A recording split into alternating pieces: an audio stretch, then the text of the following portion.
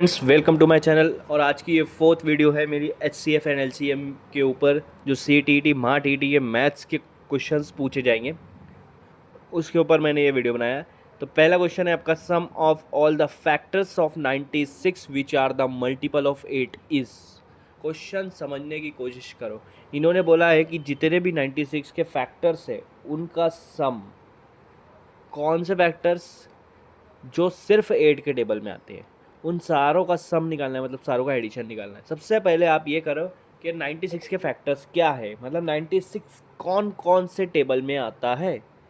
1 के टेबल में आएगा, 2 के टेबल में आएगा, ठीक है, और 3 के टेबल में भी आता है, 4 के टेबल में भी आएगा आपके, ठीक है।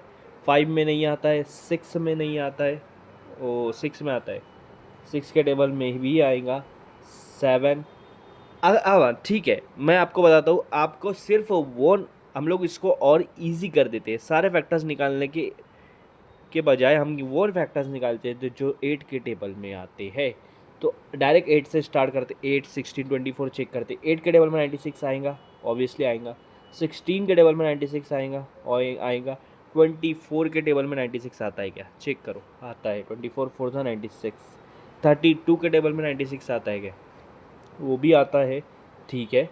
32 के बाद 40 के टेबल में 96 नहीं आता है, 48 के टेबल में 96 आता है, और उसके बाद 96 के टेबल में 96 आता है।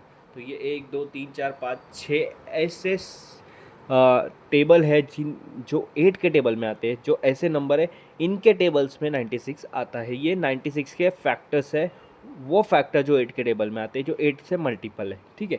इन सारों फैक्टर को आपको सम निकालना है, सारे फैक्टर्स को प्लस कर दो। 8 + 16, याद रखो ये सिर्फ 8 के टेबल वाले ही होना चाहिए। 24 + 32 + 48 + 96, सबको प्लस कर दो। 96 में मैं उल्टा 48 मिलाऊंगा, इधर 4 ऐड कर दो, 144। 144 में 32 मिलाऊंगा, 176, ठीक है। 176 में 24 मिला रहा हूँ, 200। 200 में 16 मिला रहा हूँ, 216। 216 में 8 मिला रहा हूँ, 224। तो वो नंबर 96 के वो फैक्टर्स जो 8 के मल्टीपल, 8 के टेबल में आते हैं, उन सब का अगर मैं सम कर रहा हूँ तो मुझे आंसर क्या मिल रहा है, 224। तो फर्स्ट ऑप्शन आपका यहाँ पे करेक्ट आएगा। तो ये हमारा नेक्स्ट क्वेश्चन, और नेक्स्ट क्वेश्चन क्या पूछा है, biggest common factor of 18 20 and 28 divide by 2 is equal to. Biggest common factor मतलब HCF निकालना है आपको, highest common factor. Highest common factor 20, यहाँ BCF पूछा है, मतलब हाईएस्ट कॉमन फैक्टर HCF निकालना है किसका, 18 20 और 28 का। तो मैं यहाँ पर निकालता हूँ 18 20 और 28। HCF कैसे निकालते हैं वो भी समझ में आ जाएगा।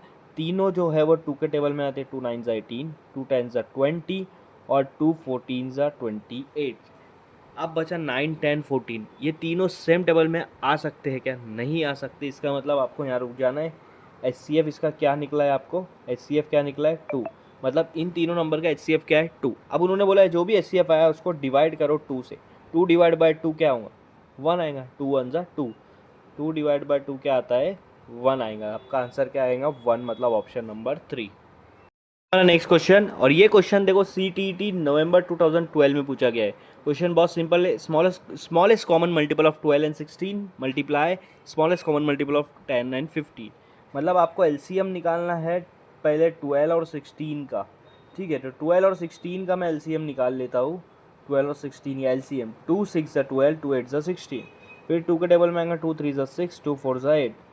अब ये जो है ये सिर्फ 2 के टेबल में आएगा, तो 3 को वैसे का वैसे लिखो, 2 2 4। सिर्फ यही 2 के टेबल में आएगा तो 3 को एज इट इज़ लिखो, 2 1 2। अब ये 1 हो गया तो इसका काम खत्म। अब इसको सॉल्व करो, 3 1 3, ये 1 वैसे के वैसे।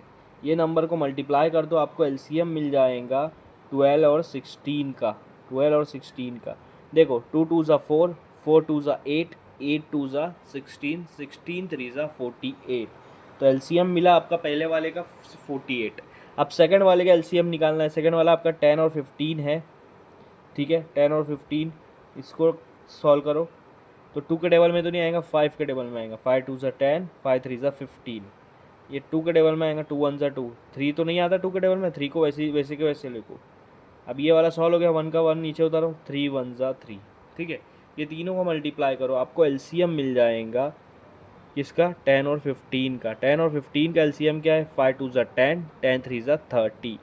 तो एक का एलसीएम 48 है और एक का 38 है। उन्होंने बोला इन दोनों का मल्टीप्लाई करो, दोनों एलसीएम को मल्टीप्लाई करो।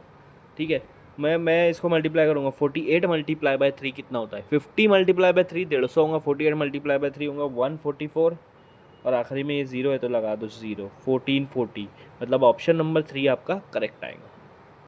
Next question, the sum of all the factors of 100 is. अब यहाँ पर बोला है कि sum of all the factors of 100 is, जितने भी 100 के फैक्टर है उसका सम निकालना है। और ये क्वेश्चन CTET नवंबर 2012 में पूछा गया है। तो सबसे पहले फैक्टर्स निकाल दो 100 के, मतलब 100 कौन कौन से टेबल में आता है? 1 के टेबल में आता है 100, 1 इंटू 100। ठीक है, तो ये यहाँ पर दो फैक्टर हो गए, एक 1 के टेबल में भी आएगा, 100 के भी टेबल में आएगा, दो फैक्टर हो गए। दूसरा 2 के टेबल में आएगा, 2 मल्टीप्लाई बाय 50, यहाँ भी दो फैक्टर हो गए, 2 के टेबल में भी 50 के टेबल में भी।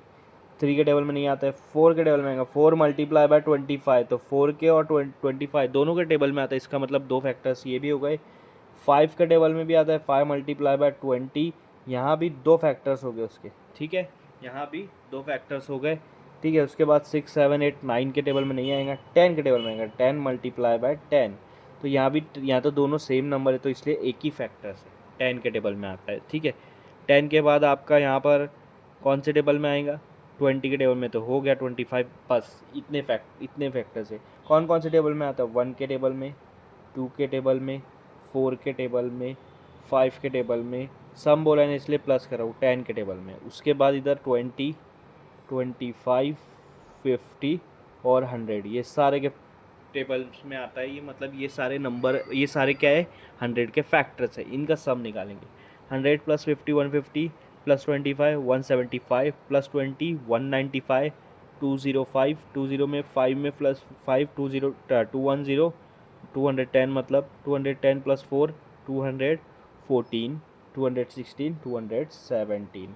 तो जो भी 100 के फैक्टर्स है उन सब का अगर मैं सम कर रहा हूँ तो मेरा आंसर आ रहा है 217, जो कि ऑप्शन नंबर 1 आ गया है। आया समझ में? नेक्स्ट क्वेश्चन, और क्वेश्चन क्या पूछा है? The number of factors of 105 is. और ये CTET जुलाई 2013 में पूछा गया है। क्वेश्चन बहुत सिंपल है। ऐसे क्वेश्चन सॉल्व करने के लिए मैं आपको बताता हूँ कैसे सॉल्व करना है, कैसे फैक्टर्स निकाला जाता है। 105 किसके टेबल में आएगा? 5 के, 5 2 ज़ा 10, 5 1 ज़ा 5। 21 किसके टेबल में आता है? 3 के। आपको यहाँ पर सिर्फ प्राइम नंबर लेना है, ये चीज़ याद रखना है। 3 7 ज़ा 21। 7 किसके टेबल में आता है? 7 1 ज़ा 7। तो आपका यहाँ पर क्या बचा है? ये 3 नंबर है, 5 है कि 5 कितने बार आया? 1। 3 कितने बार आया? 1। 7 कितने बार आया? 1। तीनों एक एक बार आया। ये जो एक एक लिखा है ऊपर पावर में, उस पर ध्यान देना है। एक में एक मिलाऊंगा तो कितना हो जाएगा? 2 मल्टीप्लाई। इसमें एक में एक मिलाऊंगा कितना हो जाएगा? 2 मल्टीप्लाई। इसमें एक में एक मिलाऊंगा कितना होगा? 2 मल्टीप्लाई। ठीक है, तो ये 2 मल्टीप्लाई 2 मल्टीप्लाई बाय 2, 2 2 ज़ा कितना होता है? 4, 4 2 ज़ा 8। तो टोटल कितने फैक्टर्स है 105 के? 8 फैक्टर्स है। तो 8 यहाँ पर फर्स्ट ऑप्शन करेक्ट आएगा।